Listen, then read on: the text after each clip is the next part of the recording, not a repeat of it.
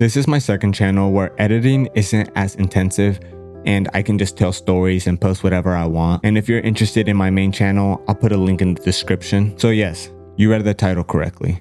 I am a teen parent. Well, technically I was 20 when my daughter was born, but my wife was pregnant when I was 19, so I still count it. And yes, you heard that right, my wife. It's a lot to get through, so let me start from the beginning. Natalie, my wife, and I met on Mother's Day. We'd had a few interactions before, but this is where our story really begins. Her mom was friends with my mom, and my sister knew I liked Natalie.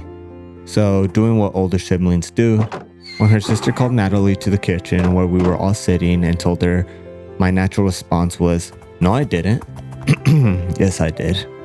I was 16 and she was 15, so I was embarrassed. And of course, she was too after a boy essentially said she wasn't cute to her face.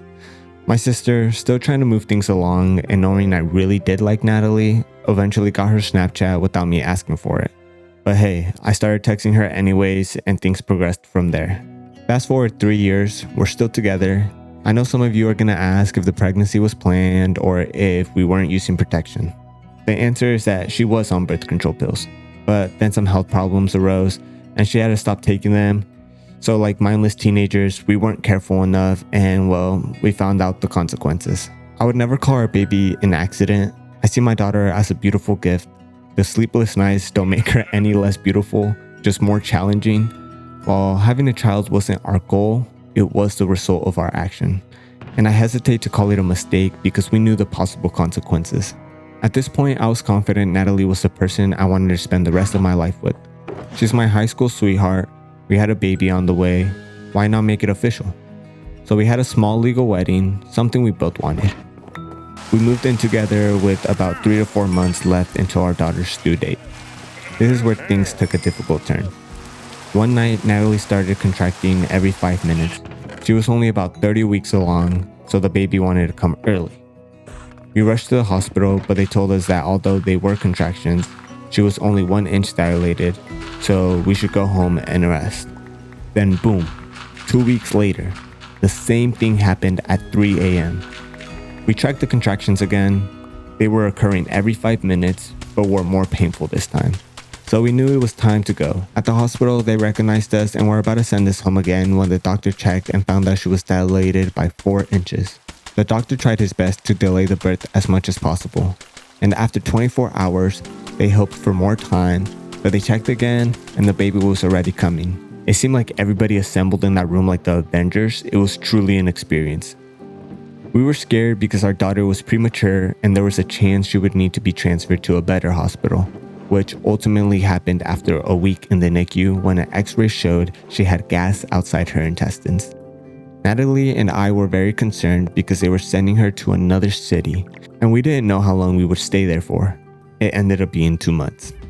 Luckily, Natalie was in a program with a nurse who was incredibly helpful.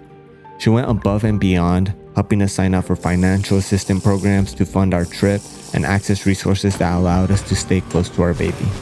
Back at home, we had just moved into our place and between the deposit and being young parents, we had depleted our savings. Fortunately, our parents asked around and got help from some of their friends, which we really appreciated. Thank you to everyone who helped. Now we're back home, trying to establish a good routine. Our daughter requires extra care as she's more delicate than most babies. And I'm also trying to help Natalie get rest while making videos, applying for jobs, and finding better financial solutions.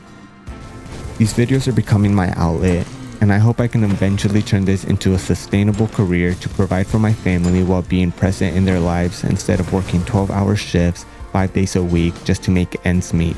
As for my daughter's health, she was initially suspected to have NEC, but it turned out to be appendicitis. Though still serious, this was a much better outcome than what it could have been. She no longer has an appendix, but she's healing well and on her way to becoming a strong, healthy baby. During our 2 months at the NICU, we saw many other parents grieving. To anyone going through a hard time, just know you're strong. I can't promise things will get better, but I hope they do. If you also need an outlet to express yourself, let the comment section be that place where we can all read each other's stories and find reassurance in situations through common grounds.